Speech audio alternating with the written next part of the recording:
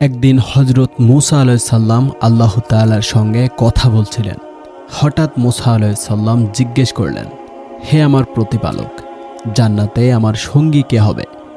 আল্লাহ তাআলা বললেন, হে মূসা, আমার এক বান্দা আছে যে একজন সাধারণ কসাই। তার নাম আজও ইতিহাসে নেই, কিন্তু সে এমন একটি আমল করে থাকে যার কারণে সে জান্নাতের তোমার সঙ্গী হবে। মূসা আলাইহিস সালাম বিস্মিত হলেন। একজন কসাই যে জবেহ করে, রক্তে ঘামে ভেজা দিন কাটায়, সে কিভাবে নবীর সঙ্গী হতে পারে? মূসা আলাইহিস সালাম আল্লাহর নির্দেশে সেই কসাইয়ের খোঁজে বেরিয়ে পড়লেন। দিনভর হাঁটার পর একটি বাজার এলাকায় পৌঁছালেন, যেখানে একজন যুবক কসাই গরু জবাই করছে, মাংস কাটছে, গ্রাহকদের ডেকেও দিচ্ছে। তার চলাচল, চোখের ভাষা অন্যরকম, শান্ত, বিনয়ী। মূসা আলাইহিস সালাম জিজ্ঞেস করলেন, তুমি কি আমাকে রাতে তোমার মেহমান রাখবে? যুবক বলল, অবশ্যই, আপনি আমার অতিথি হবেন, এটা আমার সৌভাগ্য। কসাই কাজ শেষে মূসা আলাইহিস সালামকে নিয়ে তার ছোট্ট ঘরে এলো। ঘরটি খুব সাধারণ কিন্তু পরিষ্কার পরিচ্ছন্ন। ভেতরে ঢুকে মূসা আলাইহিস সালাম দেখলেন, কসাই প্রথমেই এক বুড়ি মহিলার দিকে গেলেন, যিনি তার ঘরের এক কোণায় বিছানায় শুয়ে আছেন। তার মুখে কোনো শব্দ নেই, হাত পা কাঁপে। যুবক কসাই খুব যত্ন করে বুড়ি মহিলাকে পানি খাওয়ালেন, খাবার গরম করে খাওয়ালেন, তার মুখ মুছিয়ে দিলেন এবং ঘুমানোর ব্যবস্থা করে দিলেন। এই পুরো দৃশ্য দেখেছিলেন মূসা আলাইহিস সালাম, কিন্তু হঠাৎ একটা বিষয় লক্ষ্য করলেন। যখন কসাই বুড়ি মহিলার মুখে খাবার তুলে দিচ্ছিলেন, তখন তিনি খুব নিচু কণ্ঠে কিছু বললেন। মূসা আলাইহিস সালাম ঠিক শুনতে পেলেন না, তবে একটি শব্দ কানে এলো, আল্লাহ তোমাকে মূসা আলাইহিস সালামের সঙ্গী করুক জান্নাতে। মূসা আলাইহিস সালামের চোখ ছলছল করে উঠল। তিনি আর সহ্য করতে পারলেন না। মূসা আলাইহিস সালাম সেই কসাইকে বললেন, তুমি প্রতিদিন এই কাজ করো? যুবক মাথা নত করে বলল, জি, উনি আমার মা। আমি গরিব, তাকে ঘরে রাখি, সারাদিন কাজ করি, তারপরে সে মাকে খাওয়ায়, পরিষ্কার করি, সেবা করি। মূসা আলাইহিস সালাম এবার চমকে উঠে বললেন, তোমার মা যে দোয়া করেছে সেই দোয়া কবুল হয়েছে। আমি মূসা, আল্লাহ আমাকে বলেছেন তুমি জান্নাতে আমার সঙ্গী হবে। যুবক কেঁদে ফেলল, বলল, আমি কিছুই করিনি, শুধু আমার মায়ের সেবা করি। মূসা আলাইহিস সালাম কসাইয়ের বিনয় এবং মায়ের প্রতি তার অকৃত্রিম ভালোবাসায় অভিভূত হয়ে বললেন, হে আল্লাহর বান্দা, তোমার এই মর্যাদা একদিনে আসেনি। বলো, তুমি কবে থেকে মায়ের সেবা শুরু করেছো? কসাই বিনয়ের সঙ্গে উত্তর দিল, আমি ছোট থাকতেই বাবা মারা যান। মা আমাকে কোলে পিঠে করে মানুষ করেছেন। সংসার চালানোর জন্য আমি মাংস কাটার কাজ শিখি।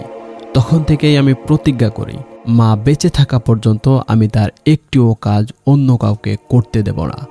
কসাই প্রতিদিন সকালবেলা বাজারে গিয়ে গরু বা খাসি কিনত, নিজের হাতে জবাই করে মাংস কাটত, হালাল ও সততা বজায় রেখে মাংস বিক্রি করত। তারপর বিকেলে যা কিছু আয় হতো তার থেকে সামান্য নিজের জন্য রেখে বাকিটা মায়ের জন্য জমাতো। কসাই বলল, আমি কখনো নামাজ মিস করিনি, কিন্তু আমি জানি আমার জান্নাত মায়ের পায়ের নিচে, তাই এই সেবাই আমার একমাত্র আমল। মূসা আলাইহিস সালামের চোখে পানি চলে আসে। একদিন মা অসুস্থ হয়ে পড়ে যান, শয্যাশায়ী হয়ে পড়েন। কসাই দিন রাত তার পাশে বসে থাকতেন, খাবার, পানি, ঔষধ সব নিজ হাতে দিতেন। এক রাতে মা তাকে বললেন, বাবা, তুই যদি কখনো আমার সাথে দুর্ব্যবহার করতিস তাহলে আজ দোয়া করতাম না, কিন্তু তুই আমার জান্নাত হয়ে গেছিস। আল্লাহ যেন তোকে নবী মূসার সঙ্গী করে জান্নাতে পাঠান। মায়ের সে দোয়া আকাশ ছুঁয়ে যায়। মূসা আলাইহিস সালামের মাধ্যমে সেই দোয়ার বাস্তবতা প্রকাশ পায়। মূসা আলাইহিস সালাম সেই রাতে নামাজে দাঁড়িয়ে আল্লাহর কাছে কৃতজ্ঞতা জানালেন, হে আল্লাহ, তুমি জানো কোন বান্দা কোথায় কি করছে, তুমি মর্যাদা দাও। আমি নবী হয়ে যার সঙ্গে জান্নাতে থাকবো জানতাম না সে একজন কসাই। আল্লাহর পক্ষ থেকে ওহী আসে, হে মূসা, আমার বান্দাদের আমি তাদের হৃদয় ও আমল দিয়ে বিচার করি, পদবি দিয়ে নয়।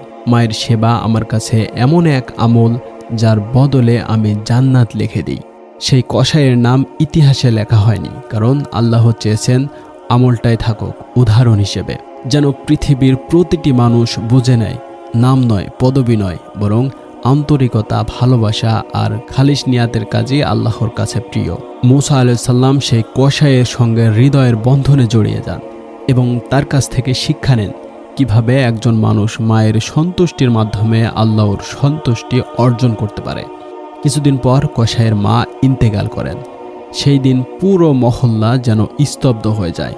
কসাই মায়ের গোসল থেকে শুরু করে দাফনের প্রতিটি কাজ নিজ হাতে করেন। চোখে অশ্রু, মুখে তসবিহ, আর মনে শুধু এক কথা, মা, আমি তোমাকে হারালাম, কিন্তু তোমার দোয়াটা আল্লাহর কাছে রেখে গেলাম। মায়ের কবরে দাঁড়িয়ে কাঁপা কণ্ঠে বললেন, হে আল্লাহ, যদি মায়ের সেবা কবুল করে থাকো তবে তাকে জান্নাত দিও, আর আমাকেও তার সঙ্গী করো। মুসা আলাইহিস সালাম কসাইয়ের মায়ের জানাজায় উপস্থিত ছিলেন। তিনি কসাইকে বুকে টেনে নিয়ে বললেন, হে আল্লাহর প্রিয় বান্দা, তুমি শুধু একজন ভালো ছেলে নও, তুমি এক অদৃশ্য সেনানী, যে নিজের জীবন বিলিয়ে মাকে জান্নাতের পথে পাঠিয়েছে। এখন থেকে তুমি মানুষকে শেখাও কিভাবে মা বাবার খিদমত করতে হয়। কসাই তখন থেকে নীরবে একটি কাজ শুরু করেন। তিনি মানুষের মাঝে মা বাবার মর্যাদা নিয়ে কথা বলতে থাকেন, মায়ের সেবাকে জীবনের সর্বোচ্চ দায়িত্ব হিসেবে তুলে ধরেন। মানুষ কসাইয়ের কাছে আসতে শুরু করে। কে মায়ের দোয়া চায়, কে কষ্টে আছে, কে ভুল করেছে মায়ের সঙ্গে। কসাই কাউকে দূরে ঠেলেননি। তিনি বলতেন, আমি পীর নয়, আলেমও নয়, আমি শুধু একজন কসাই, যার মা তাকে দোয়া দিয়েছেন। তোমরা মাকে ভালোবাসো, আল্লাহ তোমাদেরও পথ খুলে দেবেন। তার ছোট্ট মাংসের দোকান আজ মায়ের স্মৃতি ঘেরা এবং ইবাদতের স্থান হয়ে দাঁড়ায়। এক রাতে মুসা আলাইহিস সালাম স্বপ্নে জান্নাত দেখেন। সেখানে তিনি এমন এক প্রাসাদে প্রবেশ করেন যা অত্যন্ত সুন্দর, আলোতে ভরা, এক খুশবুতে মাখামাখি। তিনি জিজ্ঞেস করেন, হে আল্লাহ, এই প্রাসাদ কার? উত্তর আসে, এ প্রাসাদ তোমার জান্নাতি সঙ্গী কসাইয়ের জন্য। মুসা আলাইহিস সালামের চোখে পানি এসে যায়। তিনি বলেন, হে আল্লাহ, তুমি কাকে কিভাবে সম্মান দাও তা শুধু তুমিই জানো। কয়েক বছর পর কসাই অসুস্থ হয়ে পড়েন। মৃত্যুশয্যায়ও তিনি বলে যাচ্ছিলেন, হে আল্লাহ, আমার মাকে তুমি রেখেছ, আমি আসছি, তার পাশে থাকতে চাই। মুসা আলাইহিস সালাম তার জানাজায় উপস্থিত ছিলেন এবং বলছিলেন, আজ আমি এক নবীর সঙ্গীকে দাফন করছি। সে একজন কসাই, কিন্তু আল্লাহর চোখে সে ছিল একজন সিদ্দিক। কসাইয়ের দাফনের পর দিন ভোরে লোকজন কবরস্থানে এক অভাবনীয় দৃশ্য দেখে। তার কবর থেকে ভেসে আসছে সুগন্ধি, যেন পুরো এলাকা জুড়ে আতরের স্রোত বইছে। পাখির কণ্ঠে অন্যরকম সুর, বাতাসও যেন ঝিমিয়ে গেছে। এক বৃদ্ধ হেসে বললেন, এটা কোনো সাধারণ কবর না, এটা একজন মায়ের দোয়া প্রাপ্ত সন্তানের কবর। রাতের বেলা দেখা গেল আকাশ থেকে এক বিমূর্ত আলো ঠিক কসাইয়ের কবরের উপর এসে থেমে আছে। লোকেরা ভয়ে ঘর থেকে বের হতে চাইছিল না, কিন্তু মুসা আলাইহিস সালাম বললেন, ভয় পেও না, এ আলো ফেরেশতাদের, তারা এসেছে তার রূহকে জান্নাতে তুলে নিতে। আল্লাহ তার সম্মানে ফেরেশতা পাঠিয়েছেন, যা নবী ছাড়া আর কারো জন্য হয় না। পরদিন মুসা আলাইহিস সালাম তার কওমের সামনে দাঁড়িয়ে বলেন, হে বনী ইসরাইল, আজ আমি সাক্ষ্য দিচ্ছি, এক কসাই আমার সঙ্গী হবে জান্নাতে। সে নবী ছিল না, সাহাবী ছিল না, পীর ছিল না, সে ছিল শুধু একজন মা ভক্ত সন্তান। আল্লাহ তাকেই বেছে নিয়েছেন। এই ঘোষণা শোনার পর পুরো জাতি স্তব্ধ হয়ে যায়। মানুষ বুঝতে পারে আল্লাহর কাছে কাজের মর্যাদা পদবীর চেয়েও অনেক বড়। এক রাতে মুসা আলাইহিস সালাম আবার জান্নাতে একটি দৃশ্য দেখেন। কসাই সেখানে বসে আছেন সবুজ কুশনে, সামনে দুধ ও মধু দিয়ে সাজানো খাবার, চারপাশে নূরের আলো। পাশে এক মহিলাকে দেখা যায়, তিনি তার মা। তাদের সামনে এসে একজন ফেরেশতা বললেন, আসসালামু আলাইকুম, জান্নাতের সম্মানিত মেহমানগণ। এই দৃশ্য দেখে মুসা আলাইহিস সালামের চোখ ভরে ওঠে। মুসা আলাইহিস সালাম বলেন, যে জান্নাত মেরাজের রাতে আমি দেখে এসেছিলাম, আজ আমি সেই জান্নাতের দ্বারে সেই কসাইকে দেখছি। মা বাবার প্রতি দায়িত্ব, ভালোবাসা, খিদমত, এগুলো কেবল পার্থিব দায়িত্ব নয়, বরং আখিরাতেও সবচেয়ে দামি সিঁড়ি।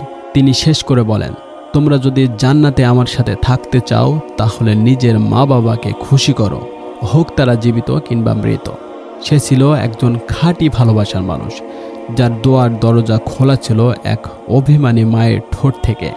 এই কাহিনী কেবল ইতিহাস নয়, এক জীবন্ত প্রমাণ আল্লাহ তার প্রিয় বান্দাদের কিভাবে সম্মান দেন।